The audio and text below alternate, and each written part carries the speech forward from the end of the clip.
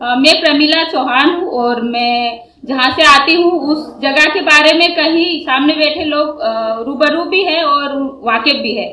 तो मैं खंडवा जिले के खालवा ब्लॉक से आई हूँ और जहाँ मैं काम करती हूँ उस ब्लॉक बहुत प्रचलित है। अशिक्षा, बेरोजगारी, पलायन, कुपोषण, भूखमरी और शोषण जैसे मुद्दे तमाम है वहाँ पे। और उसी तमाम मुद्दों में से हमने दो मुद्दे चुना है, शिक्षा और रोजगार। ये सिलसिला हम लोगों का 2013 में शुरू हुआ। हम 5 युवा साथियों ने मिलकर संस्थान बनाए। तो हम 2 साल तक तो बिना रजिस्ट्रेशन के काम कर रहे थे, तो लोग हमको हुनर वाले ही बोलते थे और गांव के लोगों ने मिलके हमें हुनर की पाठशाला नाम दिया। लेकिन 2014 में हमने मुफ्त समाज सेवा समिति का रजिस्ट्रेशन कराया। तो जो समस्या इस समुदाय में है, मैं भी उसी समुदाय से आती हूँ और मेरे परिवार भी बंधुआ मजदूर रहे हैं। हम भी भूखमरी के शिकार हुए हैं। लेकिन शायद मेरे परिवार के अंदर शिक्षा का भाव था। मतलब ऐसे मैं हमेशा बोलती कि मेरे समुदाय में शिक्षा का महत्व नहीं है और अक्सर नहीं, सही में मैं देखती भी हूँ। जैसे धैया दादा ने कहा है कि वृत्ति और प्रवृत्ति से दो इंसान मतलब अपने आप को महसूस करते। तो मैंने भी महसूस किया। मैंने 12th के बाद ही इस सोशल सेक्टर में अपने आप को देखा, क्योंकि मैं देखती थी कि दूसरे लोग मेरे समुदाय में आके काम कर रहे हैं और मैं क्यों नहीं काम कर सकती हूँ। तो वही महसूस के साथ मैंने काम किया। तो हमारे समुदाय कोरकू आदिवासी समुदाय खालवा में वैसे तो लंबी जर्नी है, लेकिन खालवा में 1,40,000 के लगभग उनकी जनसंख्या है। और मैंने बचपन से देखा कि हम लोगों को हमारे परिवार जो है या पूर्वज है, वो उनके ज्ञान कौशल और संपत्ति धरोहर को हमको सौंपते हैं। अब हमारा वो कर्तव्य बनते हैं कि हम उस चीज को कैसे आगे बढ़ाते हैं। तो ऐसे पीढ़ी से दूसरी पीढ़ी, तो एक छोटी सी कहानी है और घटना भी है वो मेरे जीवन के लिए सीखने वाली। तो मैं ऐसे ही एक खेत में गए थे एक दादा का, तो हम बातचीत कर रहे थे खेत के ऊपर ही। तो उन्होंने मुझे एक छोटी सी कविता की तरह बताई है कि एक पेड़ के ऊपर है। तो उन्होंने बताया कि मैं कई सालों से, 1 सदी से मैं इस पेड़ को, शायद ये पेड़ ने देखा है हमको, और कहीं पीढ़ियों को इसने फल दिया और हम कहीं पीढ़ी से इसके हर एक टहनी को लकड़ी का सहारा देते हुए खड़ा किया। और मैं इसको अपने सम्मान और अपने पूर्वजों की धरोहर की तरह देखता हूँ। इस तरीके का उनने जो इमोशनल बातें करते हुए उनकी आंखें नम हुई कर्मा दादा का। तो मैंने उनसे पूछा कि दादा आपकी आंखें क्यों भर आई। तो उन्होंने कहा है कि बेटा मैं महसूस कर रहा हूँ कि मैंने जो मेरे पूर्वज ने मुझे दिया है वो संपत्ति को मैंने सजोया है, लेकिन मैं अपने बेटों को देना चाहता हूँ, पर मैं देख रहा हूँ कि वो मैं जो देना चाहता हूँ वो लोग नहीं ले पा रहे हैं। तो मैंने पूछा कि क्यों ऐसा हो रहा है कि वो क्यों नहीं ले पा रहे हैं। तो मैं दैया दादा की बात में ये चीजें जोड़ती हूँ कि उन्होंने बताया था कि हम युवाओं में अक्सर ना धैर्य नहीं है।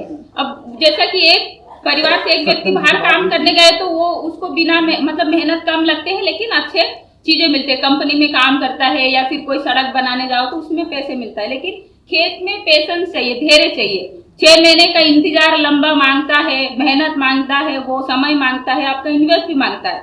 तो इसीलिए वो लोग इस चीज में शायद नहीं आना चाहते हैं। तो मेरे लिए भी एक सोचने वाली बात है।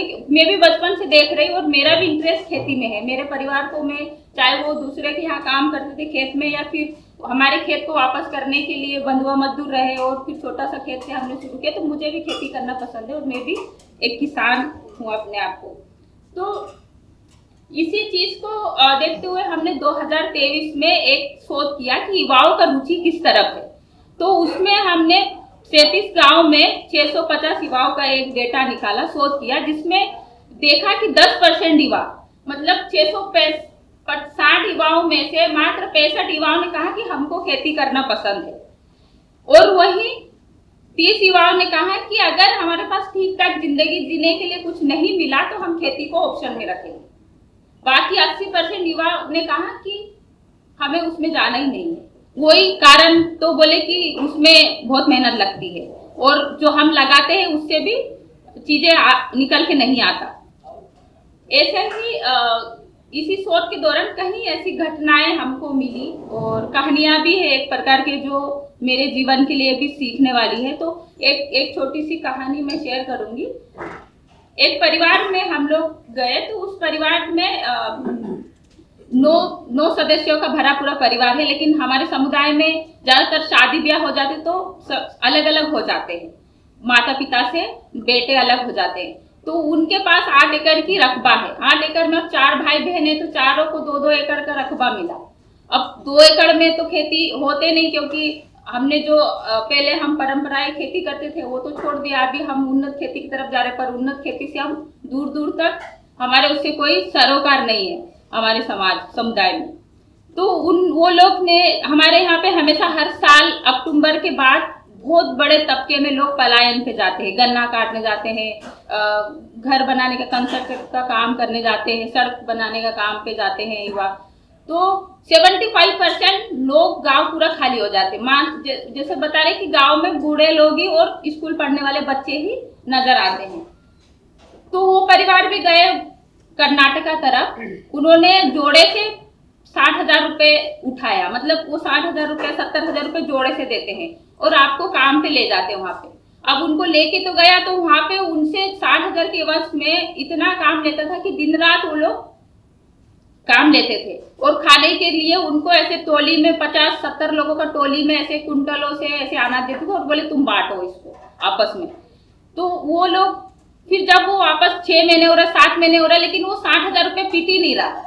तो उन्होंने बोला कि अब हमको गांव भी जाना है, होली हमारा सबसे बड़ा त्योहार है। तो बोले गांव भी जाना है। तो बोले तुम्हारे पैसे तो पीटे ही नहीं, तुम कैसे वापस जाएंगे। तो फिर उन्होंने बोला कि भैया कितना पैसे, बोले अभी तो और भी है। बोले तुम्हारे ऊपर तो 70,000 रुपए और हो गया। तो उन्होंने बोला अरे बाप रे, 70,000 तो हमने खाया भी नहीं इतना। तो बोले नहीं। तो फिर उनने गांव में फोन लगाया कि जाना तो है घर पे हमको वापस। तो फिर गांव में आके उन्होंने रिश्तेदारों के सोना चांदी गिरवी रखाया, खुद के गाड़ी गिरवी रखे। फिर उसके छोटा भाई बीटेक करते, तो उसने अपनी पढ़ाई को बीच में छोड़ के काम करने चले गए कि मेरे को मेरे भाई को वापस छुड़ा के लेकर आना, भाई या भाभी को। तो इस तरीके की घटना है कि वो उनको लेकर आए। तो एक प्रकार से जो बच्चों की शिक्षा पे भी इसका बहुत बड़ा प्रभाव है हमारे खालवा में। और ये चीज का चीजों को देखते हुए ही हमारे यहाँ पे एक तो जमीन कम होते जा रहा है, परिवार बड़े होते जा रहे हैं, और इसी के कारण भी युवा खेत की तरफ नहीं आ रहे हैं। वही है कि जैसा मैंने कहा कि तकनीकी का हम लोगों का जीवन में कोई वो ही नहीं है। पहले से तो हम लोग शिक्षा से ही अभी वंचित है। वो ऐसा नहीं कि सरकार है या संस्थाएं है या लोग या समुदाय खुद नहीं चाहते बदलना, हो रहे हैं काम, लेकिन बहुत धीमी गति से हो रहे हैं। और वो हम जैसे युवा जल्दी बदलाव चाहते हैं, वो जल्दी बदलाव तो मुश्किल है, पर करना पड़ेगा उसके लिए भी।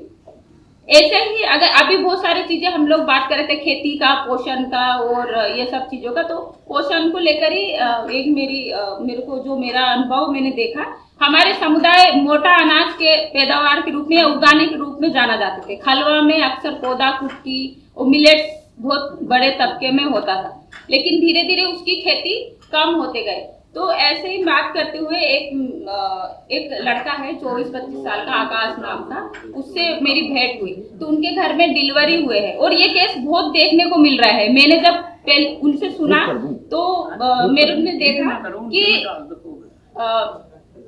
उनके बीवी का डिलीवरी के बाद ना दूध जो बच्चों को देते हैं वो उसका स्तर कम हो गया है, मतलब नहीं आ रहा है। तो उन्होंने कारण पूछा कि उसके माँ से पूछा कि क्यों नहीं आ रहा है, पहले तो होता था। तो ये एक केस नहीं है, और भी आकाश जैसे कई महिलाओं की बीवी मतलब आकाश की पत्नियों के जैसे जो बच्चे दूध देते ये खालवा में देखने को मिल रहा है। तो उसकी माँ से पूछा, एक पुरानी बुजुर्ग महिला से, कि पहले तो दूध की कमी होती नहीं थी बच्चों को, मतलब महिलाएं बच्चों को दूध देती थी, तो अब क्यों हो रहा है। तो उन्होंने कहा कि बेटा इसका कारण है कि हम जो पहले अनाज खाते थे अब वो नहीं है, इसकी वजह से। तो हमारे समुदाय में अभी भी है कि जो मिलेट्स है, सावा बोलते, ज्यादातर महिलाएं जब डिलीवरी होती है तो हम लोग सावा का पेस्ट और गुड़ खिलाते हैं, तो इससे उनका दूध अच्छा बनता है। तो वो खत्म हो गया। तो फिर उन्होंने बोला अच्छा ऐसा है। तो उस लड़के ने तब से अपने खेत में शुरू किया कि नहीं, मेरे को मिलेट्स वापस बोना है अपने खेत में। मैं नहीं चाहते कि मेरे बीबी की तरह और लोग भी ऐसा हो, पर समस्या यहाँ है कि बीज ही खत्म हो गया। अभी तो वो एक प्रकार का बड़ा समस्या है कि अब हम चाहते तो है वापस अपने उस पुराने पूर्वजों की खेती की तरफ, लेकिन विजयी नहीं है, क्योंकि जैसा अभी बता रहे थे ना बाकी सारे लोग ने, कंपनी ने हमको बहुत ज्यादा बाजारीकरण वाला चीजें सिखा दिया, तो अब हम उस तरफ की ओर ही बढ़ रहे हैं।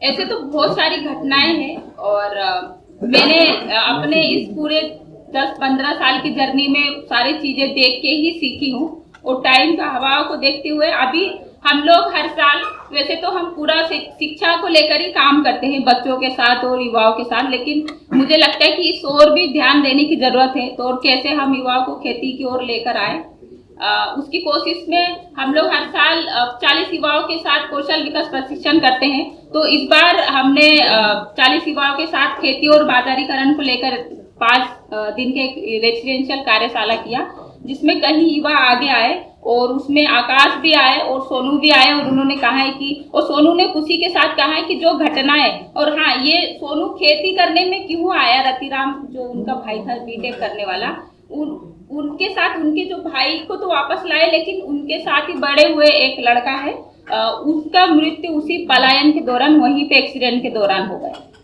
तो वो वापस नहीं आ पाया। तो उसको वो घटना ने बहुत अंदर से तोड़ दिया कि नहीं, तो उसने कहा कि मैं 2 एकड़ की खेती में ही ऑप्शन तलाश करूंगा।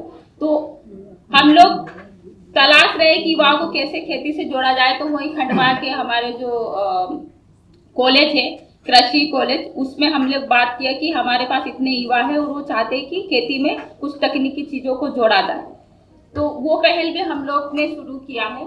और बाकी मैं अपनी बात को थोड़ा सा विराम देते हुए कहना चाहूँगी कि खालवा बहुत अलग अलग चीज़ों से फेमस है, लेकिन मैं चाहती हूँ कि बदलाव हो रहे हैं, और यहाँ बैठे सारे मेरे पत्रकार भाई और बहनों से मैं अनुरोध करती हूँ कि एक बार खालवा में आप लोग आए, और खालवा जैसे कि मेरे को वो शब्द श्रावणी दीदी का आया कि आपको नैरेटिव, पॉजिटिव नैरेटिव रिपोर्ट या फिर बातें भी लोगों तक पहुंचाना है, तो हम लोग बहुत काम कर रहे हैं, मतलब मेरे साथी भी, हम सारे यंग है और हमारे अंदर नए चीजें करने का बहुत जुनून भी है और वो भी है, लेकिन उसको कैसे लोगों तक पहुंचाना है, कहाँ पे रखना है, ये इसका समझ अभी भी हम सीख ही रहे हैं, करके सीख रहे हैं। तो यही है कि मैं चाहूंगी कि हम भी कुछ छोटे छोटे बदलाव किया है, शायद उसको हमको और लोगों तक पहुंचाने की जरूरत है, ताकि हमको और मदद मिल सके। तो मैं यही करती हूँ यहाँ पे, और अपेक्षा करती हूँ इस ग्रुप में हम जैसे युवाओं को, या फिर हम चाहते कि हम खेती की तरफ जाए और वो चाहते कि खेती जीवन है हमारा, उनको हमको फिर से जीवंत करने की जरूरत है। इसी के साथ मैं धन्यवाद देना चाहूँगी।